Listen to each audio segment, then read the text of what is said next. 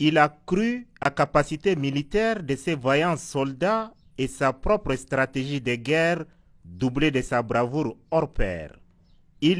C'est le chef suprême des armées du Tchad, le président de la République Idriss Déby Itno. L'armée nationale tchadienne n'a pas seulement chassé les illuminés de la secte Boko Haram hors du Tchad, mais également les a délogés de leur bastion. Première étape de cette tournée des zones libérées hors du territoire national, Tchoukounayra au Niger. Depuis 2013, Boko Haram a pris possession de cette île jadis florissante et l'a transformée en un no man's land. Ce mercredi 8 avril 2020, quelques heures après la libération de cette zone insulaire, le chef de l'État Idriss Déby Itno, pilote de formation, fait atterrir son hélicoptère sous une flamme ardente, incroyable mais vraie.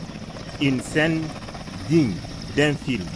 Nous sommes bel et bien à Tchoukounayra au Niger, une localité reprise de Boko Haram à l'aide d'un plan de guerre dont le croquis est fait par le chef de l'État et remis au commandant des opérations du secteur numéro 3 de Kaiga Kinjiria, colonel Mohamed Siam.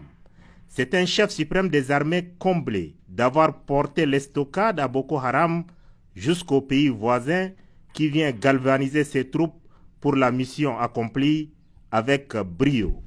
Madaï, île Carrefour, centre de ravitaillement, autre bastion de Boko Haram, situé à 7 km à l'intérieur de la frontière nigériane, est libéré par l'armée nationale tchadienne en présence de son chef suprême, Idriss Déby Itno.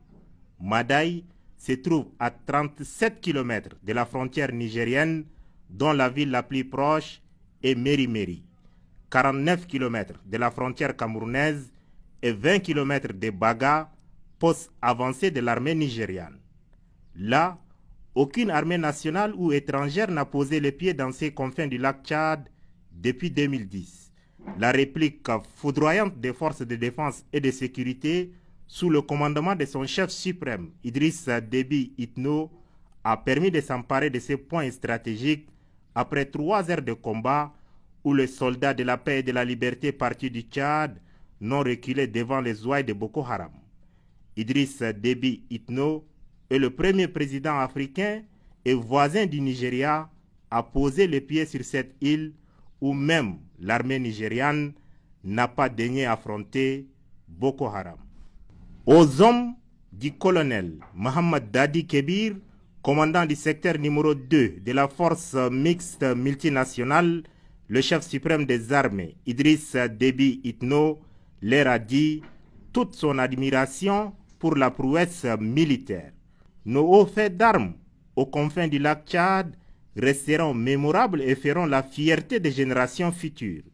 Je suis fier de vous, officiers, sous-officiers et hommes de troupes.